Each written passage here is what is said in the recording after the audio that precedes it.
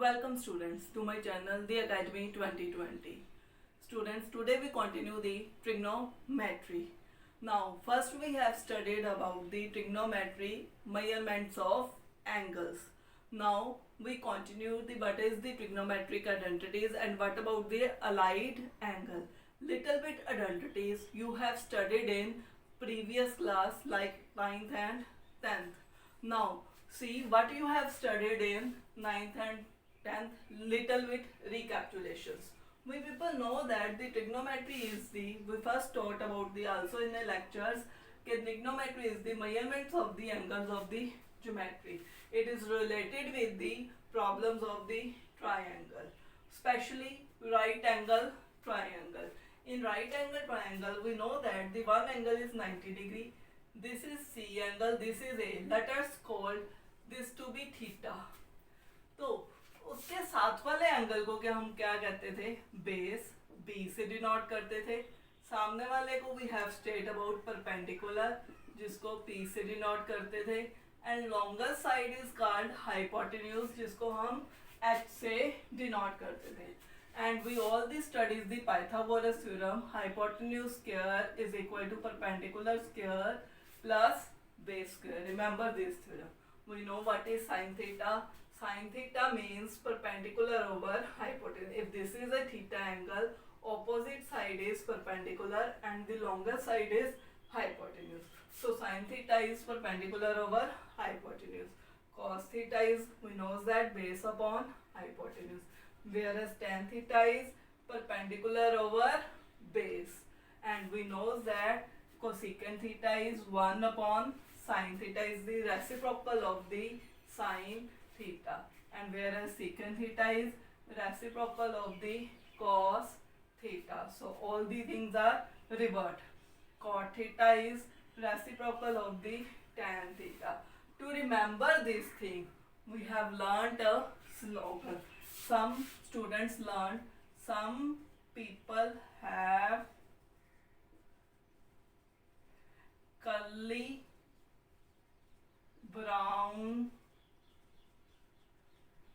hair through proper brushing. There are so many slogans. One of these slogan is that some people have S stands for sine theta, P perpendicular, and H hypotenuse. Sine theta is perpendicular over hypotenuse. C stands for cos theta, B base hypotenuse. T tan theta perpendicular over base. One of the that slogan. There are so many slogans. One slogans you are very familiar. Pandit Badri Prasad हर हर बोले सोना चांदी तोले. One slogan is that, second slogan is that.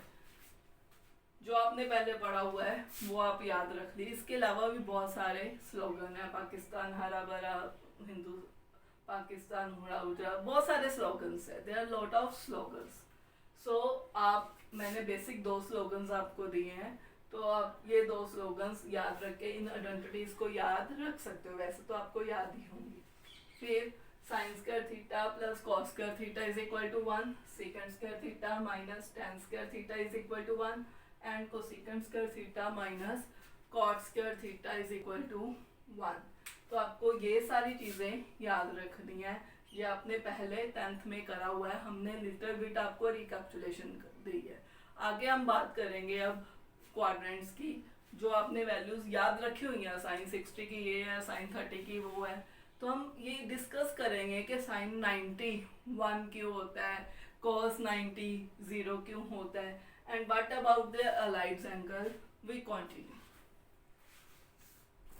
बात करने जा रहे हैं quadrants की.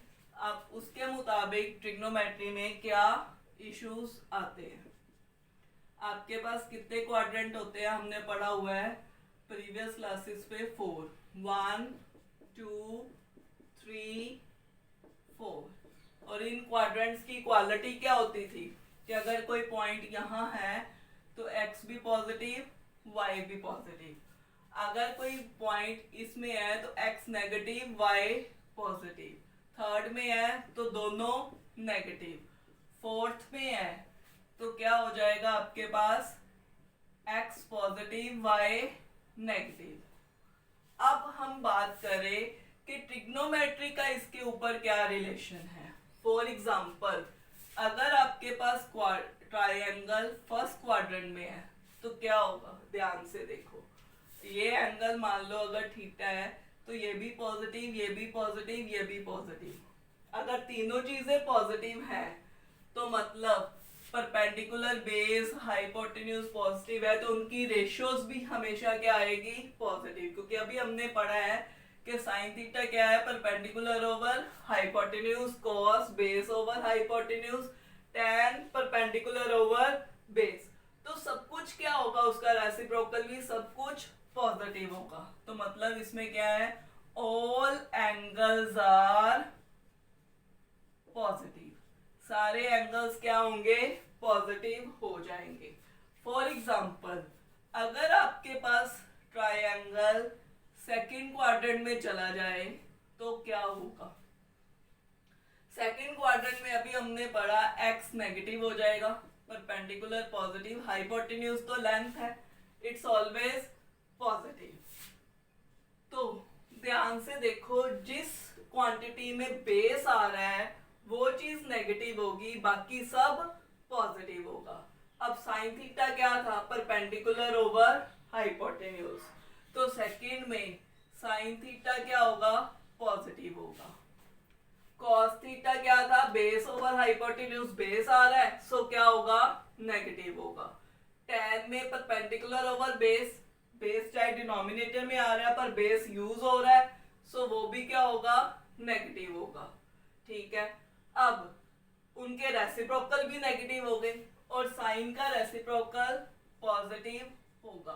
तो इस क्वाड्रेंट में सिर्फ दो ही चीजें पॉजिटिव होंगी। कौन सी दो चीजें, एक साइन और एक उसका रेसिप्रोकेट, कोसेकेंट पॉजिटिव होगा। अगर हम थर्ड क्वाड्रेंट की बात करें, थर्ड क्वाड्रेंट में क्या था, बेस तो नेगेटिव था, परपेंडिकुलर भी नेगेटिव था, पर हाइपोटेन्यूज तो लेंथ होती है, तो लेंथ हमेशा क्या रहेगी आपके पास बेटा, पॉजिटिव ही रहेगी। लेंथ हमेशा पॉजिटिव ही होती है, सो हाइपोटेन्यूज पॉजिटिव है। अब जिसमें ये और ये रिलेशन आ रहा है, ये और ये रिलेशन आ रहा है, वो नेगेटिव होगा, लेकिन जिसमें परपेंडिकुलर और बेस का रिलेशन आ रहा है वो पॉजिटिव हो जाएगा। ध्यान से देखो, tan थीटा होता है perpendicular over base, negative over negative cut जाएंगे तो क्या आएगा आंसर, पॉजिटिव। पर कॉस होता है आपके पास base over hypotenuse, base negative था, हाइपोटेन्यूज पॉजिटिव, सो आंसर क्या आएगा आपके पास, नेगेटिव आएगा। सो इस वजह से इस क्वाड्रेंट में tan थीटा और उसका रिवर्स cot थीटा पॉजिटिव होगा, बाकी सब नेगेटिव होगा। ये चीजें आपकी बेटा फिजिक्स में भी अप्लाई होंगी, ये चीजें याद रखनी है अब आपने। अब अगर आपके पास फोर्थ क्वाड्रेंट में चला गया, फोर्थ क्वाड्रेंट में क्या आ जाएगा आपके पास, ध्यान से देखो, ये positive, perpendicular negative, hypotenuse positive, क्योंकि वो तो लेंथ है, लेंथ तो हमेशा ही क्या होती है बेटा, पॉजिटिव होती है। सो अब जिसमें परपेंडिकुलर का रिलेशन आ रहा है वो चीज नेगेटिव होगी, बाकी सब पॉजिटिव होगा। सो परपेंडिकुलर का रिलेशन आता है, साइन में आता है, tan में आता है, तो वो नेगेटिव हो जाएगा, तो पॉजिटिव क्या रहेगा, कॉस और उसका रिवर्स सीकेंट, ये चीजें क्या होगी बेटा आपके पास, पॉजिटिव होंगी। तो क्वाड्रेंट का ये रिलेशन पड़ेगा, ये आपने याद रखना है। इसको याद रखने के लिए हमने एक जैसे वहां स्लोगन बनाया था, यहां भी बना, आफ्टर स्कूल टू जैसे वहां स्लोगन बनाया था, हमने यहाँ भी क्या करा, एक स्लोगन बना लिया, क्या, after school to college. A for all, S for sin, T for tangent, C for cos, या add, जो आपने याद करना कर सकते हो, add sugar to coffee। A for all angles positive, S for sin और ऑब्वियस है उसका रिवर्स, T for tan और उसका रिवर्स, C for cos और उसका रिवर्स। हमने एक स्लोगन बना लिया, आफ्टर स्कूल टू कॉलेज या एड शुगर टू कॉफी, ताकि हमें याद रखना इजी हो जाए क्वाड्रेंट वाइज कि कहाँ कौन सी चीज पॉजिटिव है और कौन सी चीज नेगेटिव है। Is that clear students? तो ये चीज याद रखने के बाद अब हमें बहुत सारी चीजें पता चल गई। एक चीज, साइन 90 इज ऑलवेज 1, हमने पढ़ा हुआ है 10th में, क्यों 1 होता है, वाई। cos 90 0 क्यों है, बताओ। अब इन चीजों को हम लोग डिस्कस करेंगे। अब देखो, साइन 91 क्यों है, हम लोगों ने पढ़ा हुआ है, याद हो,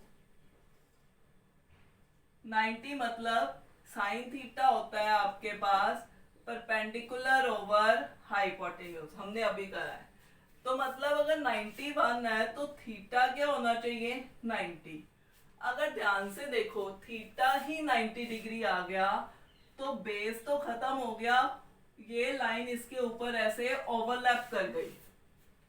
क्या कर गई, आपके पास हाइपोटेन्यूज लाइन जो है वो परपेंडिकुलर के ऊपर ही ओवरलैप कर गई, तभी वो एंगल 90 डिग्री होगा, ट्रायंगल खत्म ही हो जाएगी।